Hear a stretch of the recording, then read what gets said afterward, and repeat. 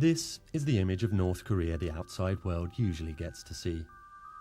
A spooky communist relic of paranoid people and political control.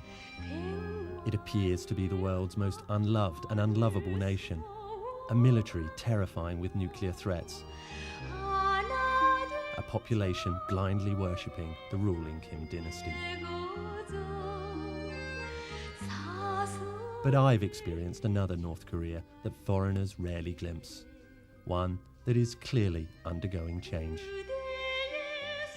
Here in Kim Il-sung Square, the socialist revolution is set in stone. You can hardly walk across this square without looking up at Marx and Lenin. Every building here is a monument to state planning.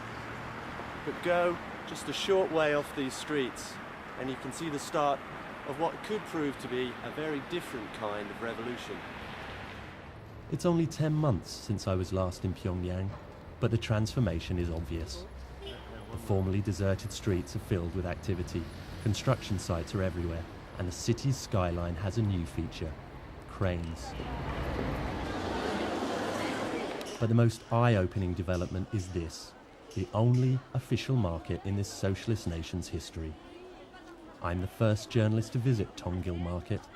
It opened just 3 months ago as an experiment in economic liberalisation.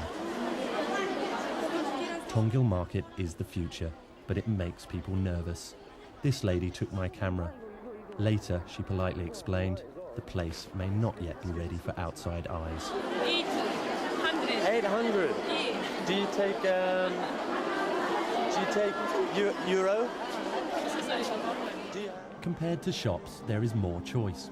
Second-hand Japanese TVs, Burmese whiskey and Chinese medicine. And the prices and exchange rates are fixed by haggling, not by the state. Nobody dares to call it capitalism, at least not yet. We are still building our socialist system, but we have taken measures to expand open market. They are only the first steps and we shouldn't expect too much yet, but they are already showing positive results. In the countryside, those changes are already apparent. This is a capitalist pig. It is privately owned and its bacon will be sold on the open market. Tiny garden farms have sprung up around the country since the famines of the late 90s. This one is owned by Miss Ree and her family, but not quite everything is destined for the market or the dining table. Is this a dog for looking after the house or a dog for eating? It's a housekeeping dog. I'd never been allowed into a home before. The visit might well have been prearranged, but it revealed a more human side of the country. So did the streets of the village. On my first trip to North Korea, I saw only one tractor in a week. Here, several were loaded high with food and children. Even so, most of the work in the fields is still done by hand. We can sell our products in higher prices now. There is more money around, but there is no freedom to spend it.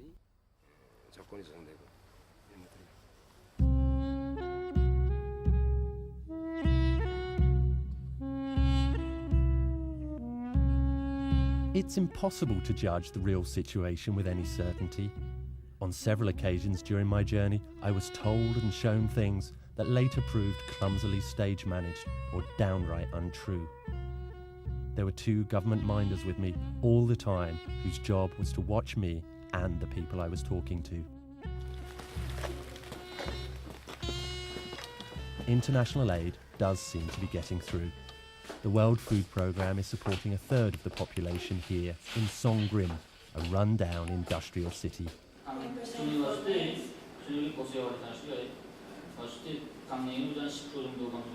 Monitors quiz local officials to check that aid is going to those who need it.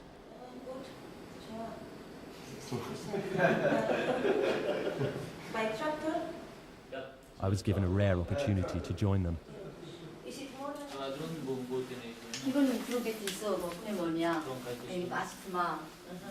At the local children's hospital, infants and their mothers wait in unheated wards for treatment. Aid monitors think they have chronic malnutrition. But these ones are mainly chronic malnourished from long time of not proper food, and then they get diarrhea, and then they are very vulnerable. They have indigestion problems, and then also there's other factors like hygiene, availability of water, availability of soap.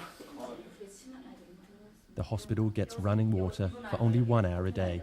It's not the only thing they are short of. How many cases of malnutrition have they had here in the past year? She tells me there have been several hundred cases in the last 12 months, but the translator interrupts. 아니 실제 그 정확히 대답해야 됩니다. 뭐는 모른다, 알고 난다. 뭐 대충 100명이다 이렇게 얘기하면 안 된다고. 다 촬영 얘기하기 때문에. If you don't know the exact figures, you shouldn't say, he tells her. If you don't know, just say you don't know.